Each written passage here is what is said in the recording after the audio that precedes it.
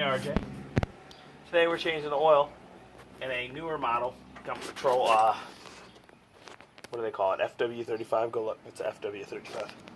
Ferris. fw35, right? Front on the mower. It's right on the front. Yes. fw35. This is a 48. 52 is the same situation. First you're going to need an 11/16 and a 5/8 wrenches. And you want to put the 11/16 over, 5/16, and you just get them and you get them set like this, and you just squeeze. Good. Same thing back. Got to turn it on a trailer. As you can see, we use the trailer and we roll it up on there and we tilt it at an angle and we let it drip. That gets done. Now here's the hard part. Metal bracket over the hydraulic pump pulley. Okay? Got a little 1/2-inch nut right here that you have to loosen. And then as you can see this, I'll show you, slide it around, get it out of the way. But the biggest problem I had was when you took off the oil filter.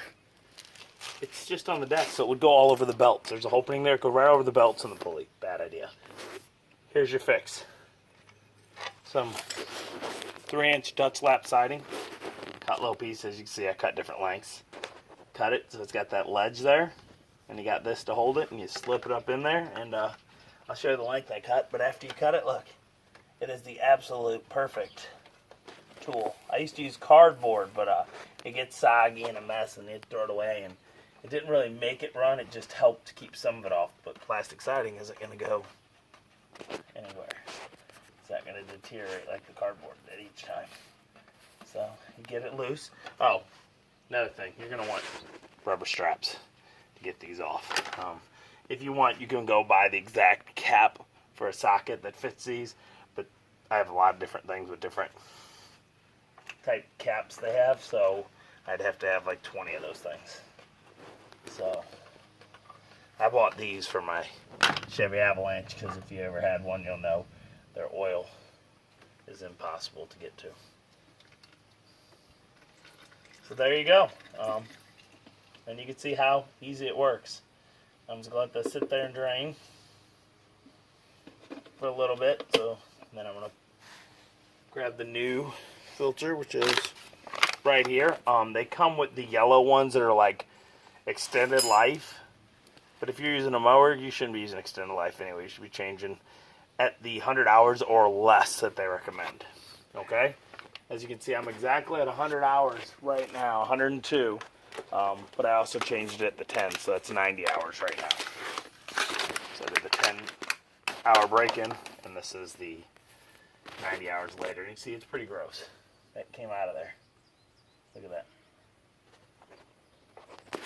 that. You know what? That's probably dirt that was on the filter. It fell off and then the oil touched it. It didn't come out there. That'd be bad. But as you can see, there's dirt piled up back there all around. So you gotta be careful and put it back on and not get that dirt in there. You want to get some of this oil. You want to take a little of it right there. And rub it around. Oh, this is it may not be the same on all of these. The Kawasaki engine might be set up different. This is the Briggs & Stratton 26 horsepower. Not the 28. The 28 has that. I think you can get it regular and it has that 500-hour oil filter system, but it costs so much more that it's much cheaper to just change your oil 5 times in that amount of time. Much cheaper. You can buy these from Walmart for $6. Okay? This is the, did I show them the number? The 492932S. Okay? There's also another number for it. That's the original number, yeah. But this is the number. If you search that number, they have 2 models of this kind, the old model and this new one, or this is the old and there's the new. It'll link up when you search it. It's a Briggs & Stratton 492932S. But this is an exact match of the other filter. It's the same size and everything, except it's a heavy duty, which supposedly has more filtration in there. It's $15 for one of those. Alright, so we got it, and I'm going to slip this in there with the plastic still there, because it'll stay. It flexes. What did you say, you can't see? Mm-hmm. Okay, I'm going to try to pull it out now once I got it there, get that dirt out of the way. Gotta do this by hand. Going across the bed. I'm in trouble. I don't know why. I got in trouble the first time too. Like, fought me.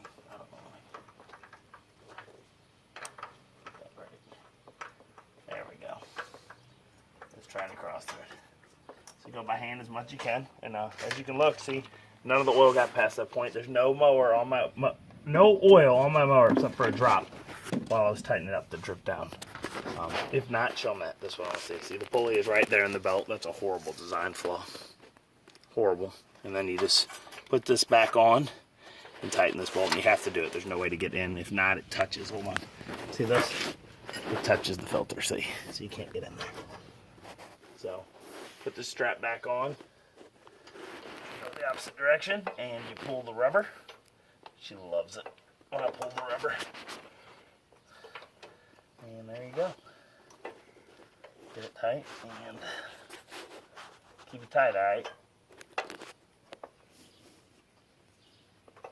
The good thing about the rubber ones is you can just slide it after you do it. Except once it gets oily, it's a pain. You like pull that. Hand tightened it. Much yes, I can't. Okay. There we go. I mean, that's it. Put this right here. Make sure you get it back on right. Part above the thing and the part below. Straight across. 1/2-inch socket. Can't go by hand at all, like I thought.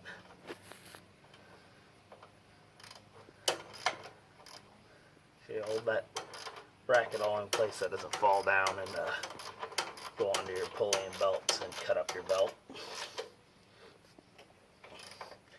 So, if you're doing this and you're like, I'm going to take a dealer because it's a pain, here you go. Here's the easy, quick. Get a low piece of siding. Clean up. Nothing. Look at that. That first oil change, we had to puncture the... Yeah, the first one, it was so tight, I had to puncture it with a screwdriver and turn off. The straps wouldn't work. Nothing would work. I have like 4 or 5 different types of oil filter removers, and none of them would work, and it's such a tight area. So I ended up stabbing it, and I took what'd I get? A pipe wrench. I got a pipe wrench for pipes and squeezed it on, trying to do it and everything, because nothing could get it off. So there's that. I believe this is 1.8 quarts. I'm going to go look at my thing. Did we not write it on the oil filter? We did on the first one, but not on this one. I texted it. Hold on. Pause it real quick. Uh-huh. We're back on? Okay, everybody. It's 1.9 to 2.0 liters. Not quarts. So, quart ratio, that's, I don't know. Let me see. Ew. Ew. There's a big ant. 2.0 liters to Ew. quarts. Shush. Just me. It's huge. Look, I don't know. look I at told it. you about it a little while ago. Stop, leave him alone. Come here. Nobody cares about that. Come on. It's 2.113 quarts. Okay, so I said 2.1 before, I think. I said 1.8, and I said I think 2.1. It's 2.1. Okay? 2.1 quarts. So, where to put my oil filter? Rubber. Your filter You know what I mean. or your funnel? Are we still recording? Mm-hmm. Okay.